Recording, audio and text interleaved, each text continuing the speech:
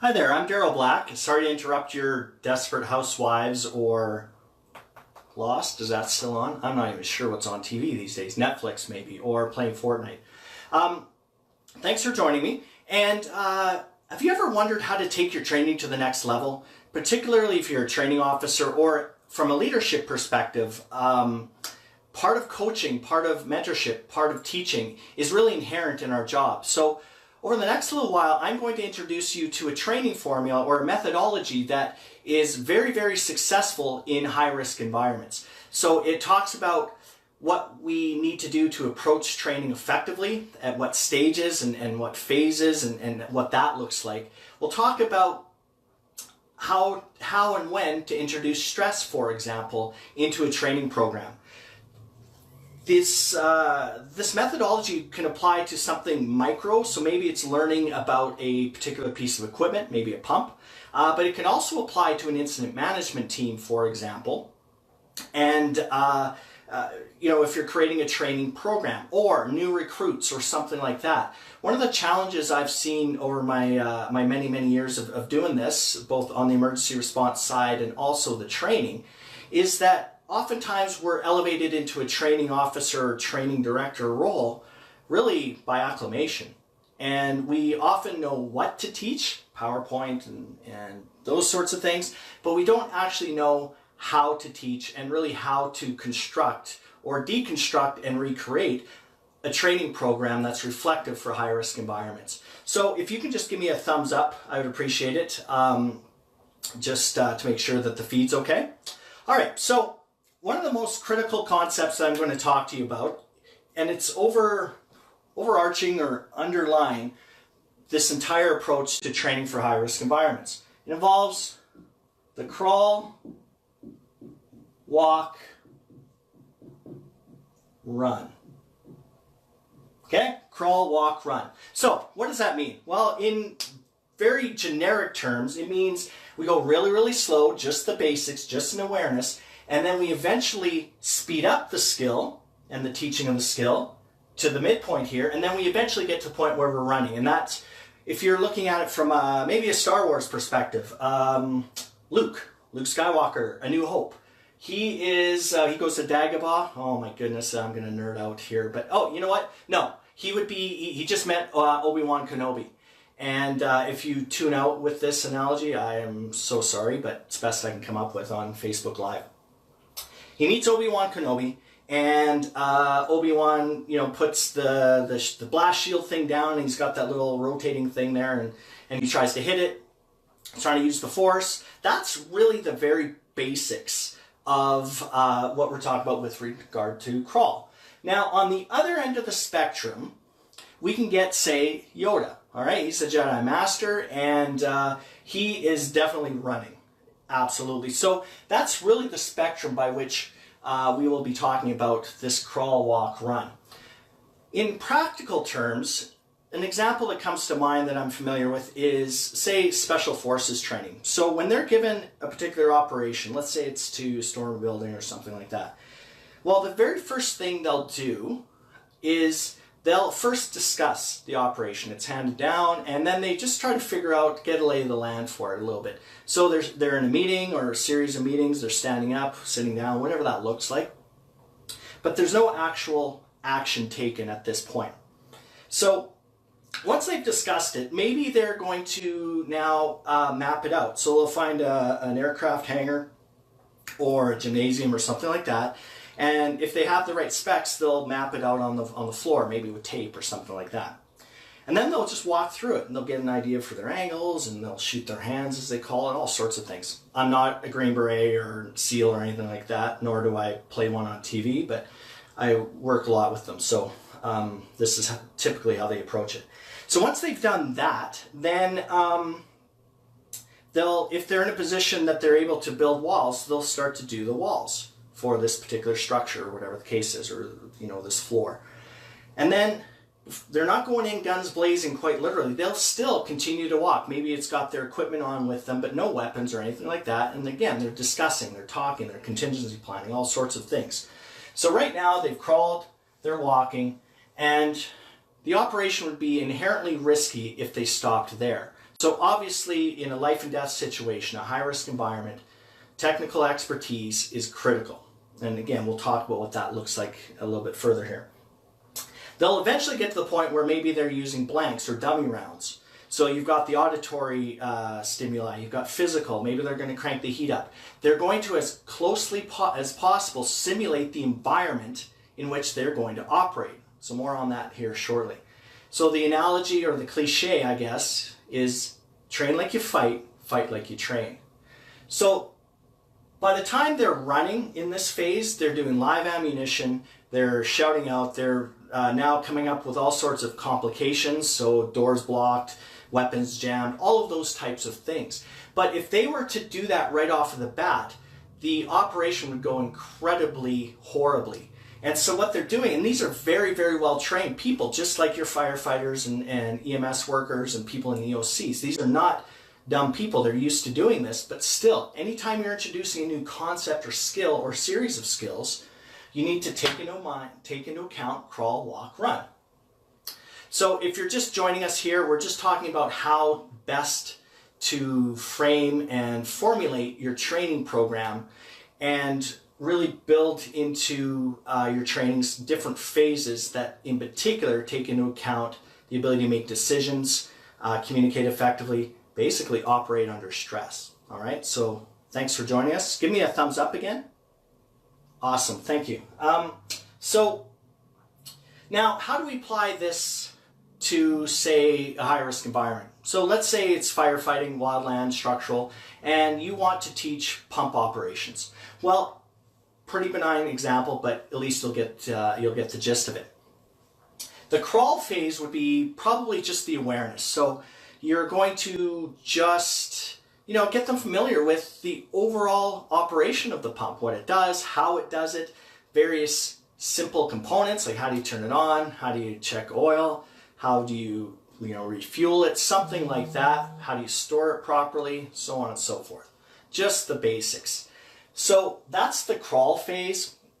And then maybe the walk looks like maybe a little bit deeper dive. So you're going to explain the fuel system to them. You're going to talk about the ignition part of it. You're going to talk about some of the pump operation, the impellers, the carburetor, all of those types of things, or fuel injection, whatever it might be, in this walk phase. So now you've gone from the basic skill to now something a little bit more in depth, and now you're going to start introducing how to troubleshoot it. Okay, but again, at a very basic level. So we are starting to go down this spectrum, we're going down this road, just with pump operations. Again, apply it to any other skill that you want. Key point is we train technical skills first and then introduce stress into it. So we'll talk more about that here shortly. Technical skills first and then introduce some stress.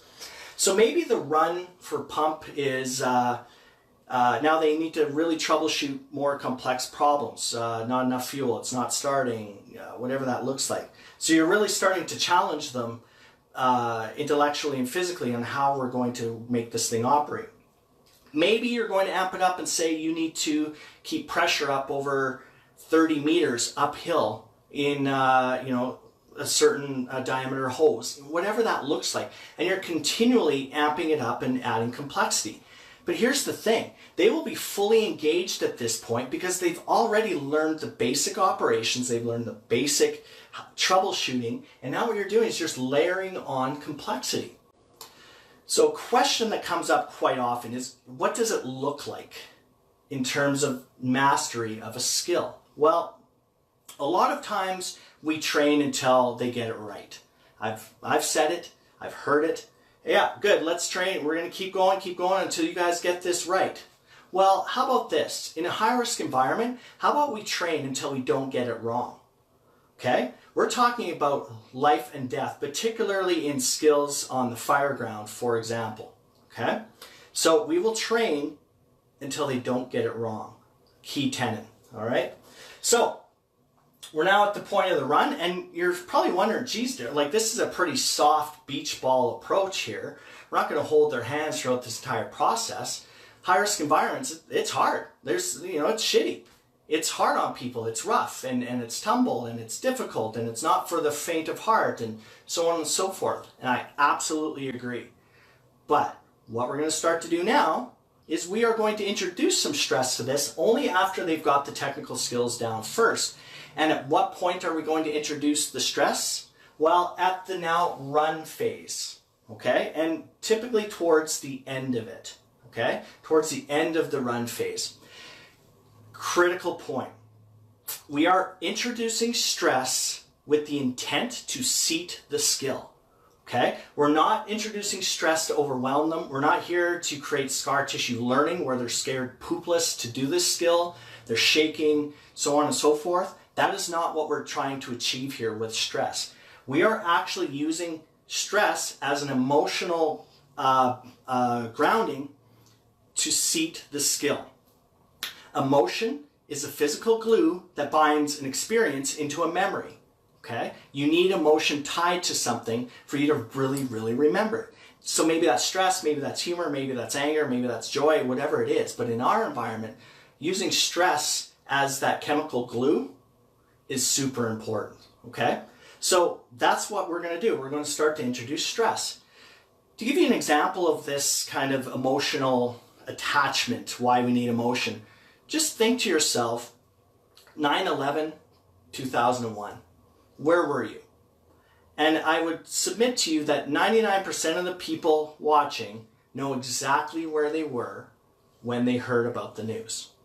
To the point where they remember if they were at the kitchen table and what cereal they were eating. And that is a very, very typical kind of example. So give me a thumbs up if you remember where you were on 9/11, 2001. Most of you watching should have been alive then. All right, so that's an example. So thank you. Now, let's contrast that 5 years later. So September 11th, 2006. I don't know where I was, but I certainly remember where I was in 2001. So that's an example there. 5 years later, which in theory we should be able to remember, we can't. Okay, so that's really in a nutshell what we're talking about with regard to creating some sort of emotion, because it's that chemical glue that makes an experience into a memory. All right, so that's what we're doing here.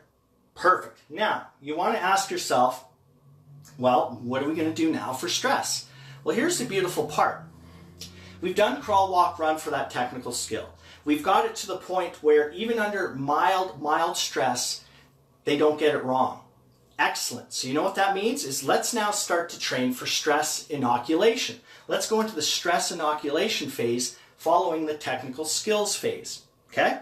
Now, the timing of this is all dependent on the time you have, the type of people you're working with, is it a training program, all sorts of things. But one of the problems I see often is the fact that we jump straight to the run and lots of stress and people check out, particularly volunteers, right? If you're working with a lot of volunteers, it's not that they're any less capable by any stretch, but if they are scared to come or they're reluctant or they're feeling apprehension to go into training on a Monday night because they're going to get yelled at or they're going to be put under extreme pressure, ain't no one got time for that, right? They're going to check out. So from a volunteer perspective, think about how valuable this is in developing your people and developing the skills effectively and also building confidence. All right?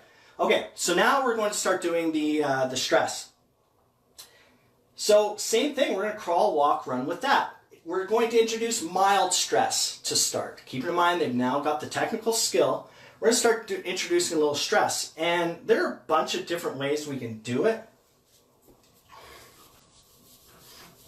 And they're really easy and they're really cheap. Some are even free. First one is time.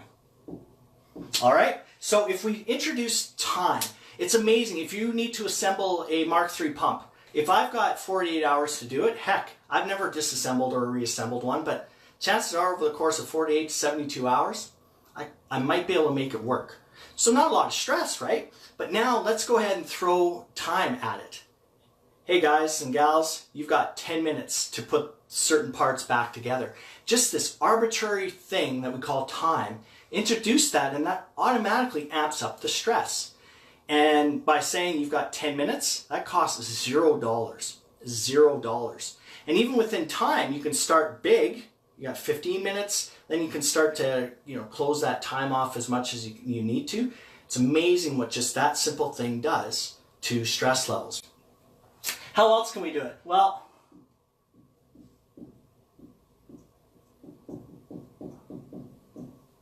competition, healthy competition. All right, we don't want anyone at one team laying the boots to the other one, or meeting at the bike rack, or going all Anchorman style with tridents and things escalating in a hurry.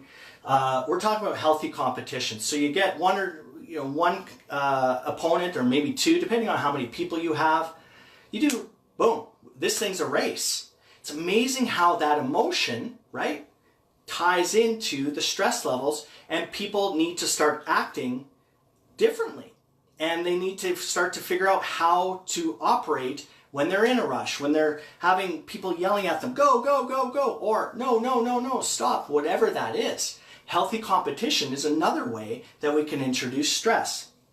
And even with healthy competition, same thing. We can really amp it up and change what the competition looks like. Maybe it starts off as just, rookies versus rookies. And then if you really want to amp it up, let's go now maybe mid-year people and rookies. Or you can go senior people and mid-year people. All of those things, even within that, you can start to amp up the stress. All right? Can we get a thumbs up? All right, perfect. Good, good, good. So competition is another one. Another way of doing it is, I'll just call it get the heart rate up. Okay, so heart, and I'll just draw an arrow because I'm not an artist. All right, getting the heart rate up. Time and time and time again in after action reviews where people have suffered fatalities, for example, when basically you're wondering, geez, what were they thinking? Well, they weren't. Okay, they weren't. They were operating under stress, and maybe that was a physical stress, the heart rate being up, the pulse is, or the breathing is rapid, so on and so forth. Many, many, many examples of this. So a technique or tactic that, say, smoke jumpers use is do a few laps, get that heart rate up, do interval training, something like that, and then do the skill. It's amazing what that does. Have them do wind sprints, have them do a longer run, and then start to assemble the Mark III pump, for example. It's amazing how that works. And you're starting to get really close to the environment in which they're going to be operating sometimes, where the pulse is up, the breathing's rapid, they're sweating, so on and so forth. They're tired, okay? So we're starting to really amp this up. So we've got time, competition, the heart rate can go up. 4, inputs go up. And by inputs, we're talking about sensory inputs. So specifically things that are distracting. Loud noises, yelling, a leaf blower. Man, oh man, those things are kick-ass in a training program. Not just for blowing your leaves, but that is irritating as heck if you've got a leaf blower going. It's a very effective technique. So you've got that auditory kind of bombardment. Maybe you've got visual. You've got flashing lights, strobes, maybe loss of light. So they have to start doing some things in low light conditions or no light conditions. That will automatically amp the stress up even more. And the 5th one, it's kind of related to number 4. Moulage, or what we call experiential training. Sorry, my writing's horrible, but all right, that's experiential, not extraterrestrial. All right, so moulage, that's that kind of fake makeup stuff if you're doing first aid scenarios or medical scenarios. It's amazing. Again, tied pretty closely into that, into the sensory inputs, but experiential learning. Remember that whole saying around how do we learn and visually, auditorily, kinesthetically, and so on and so forth? Well, the statistics are resounding that if we are hands-on, if we're being tactile with something, our ability to remember or retain and recall that information goes through the roof. One of the reasons for that is, remember this emotion piece? That's what we're trying to do here, particularly with the inputs and the moulage and just the experiential training. We're really starting to seat or introduce the emotion, which is in this case stress, into the training environment. And that creates that emotion which is that chemical glue that binds the experience into a memory. So it makes it, it seats it there. Now, keeping in mind that even within all 5 of these things, we've got, we've got ranges of complexity. So even as I talked about time, we can do 10 minutes, we can do 2 minutes. We can, the heart rate up. We can make them run 25 wind sprints, or we can get them to do 10, whatever that looks like. The moulage, the experiential, we can do particular little parts of the technical skill, for example. We don't have to do the full on. So if we were to look at the perspective of a training program for, say, an incident management team, all of these things will apply, probably not the heart rate, because I'm on an IMT and there's not a lot of times where we're physically out of breath when we're operating. Maybe too much coffee, yeah, that's a legit issue, but we're not going to be running around the EOC during an operation. So, with the exception of that, but the rest can actually apply. Okay, so does that make sense so far? We're almost done. All right, thumbs up on that one. Perfect. All right, so now, what are some watch outs? Well, I'm going to make some notes, or I'm going to just refer to some notes. Make sure I don't get any, don't make any mistakes here, but introducing the stress too early. So remember the crawl, walk, run? Like we talked about, if you're introducing stress right off the bat, it's going to create scar tissue learning where the memory is not going to be a pleasant one of confidence and, shoot, I can do this. It's going to be, oh my God, I cannot do this. I hope it doesn't happen to me. I'm going to let my brothers and sisters down. Somebody's going to die, so on and so forth. And I promise you that if that's your training approach, it's not effective. It's not doing the job properly. All right. So we've also got now not enough stress. So not introducing anything with regard to any stress at all. It's just a walk in the park. There's no time constraints. There's no input, sensory inputs or overloads or anything like that. You need stress to seat the knowledge. You need stress to seat that technical skill so that they can remember it and recall it. All right? Half-assing your training, right? This is serious stuff, okay? This is a high-risk environment. One of the challenges we run into is that a lot of this training is low frequency, so it doesn't happen often, but high consequence. So firefighter entrapment, if Mike McFadden and CFD TOs are watching, props to you guys, fantastic job. That's what, that's important stuff. But if you're just going through the motions, hey, let's just go through the tunnel, you got some wires that are hooking you up, oh, too bad, so sad, good work, have a good day. That's not doing your service any favors, and more importantly, you're not doing your firefighters any favors or the team any favors. And related to that, thinking it will never happen to you, where, let's not worry about some of these skills. This is a lot of time and effort that Daryl's talking about. He's talking about doing technical skills first, crawl, walk, run. And then we introduce stress. Oh, stress inoculation phase. So we got a technical phase. Then we have stress inoculation phase. Hey, dude, we got Monday nights if you're, volunteer service, or Wednesday nights. We don't have time for all this stuff. I can promise you that if you do it right, your retention will actually go up because people will enjoy going through the crawl, walk, run. They'll enjoy learning the technical skills first, and then you'll add a little stress and they'll leave, hey, I got this. Okay, so pay attention to that. This is a deliberate approach to your training program and your training skills. So now, there's some advantages. So those are kind of your new people, for example, or you're teaching a new skill. But there are some advantages to your senior people. One of them is they are now measured at the new normal. So for example, you don't have to go back to, let's say the pump example, where you don't have to go back to, hey, here's a Mark III pump. Yay, thanks tips. No, what you do is you introduce their new normal, which is at that run phase with some stress applied. There are no free rides in this game. If you're a senior person, you should be able to perform at a higher level than, say, somebody that's brand new. Okay, so it's continually challenging them. And what you can do with the senior people is you can start to increase the stress, but do it in a measured fashion. The other thing you can do is this training that's being done here can be done by senior people, particularly the crawl phase and maybe the walk. where it's an opportunity for senior people that have a lot of experience.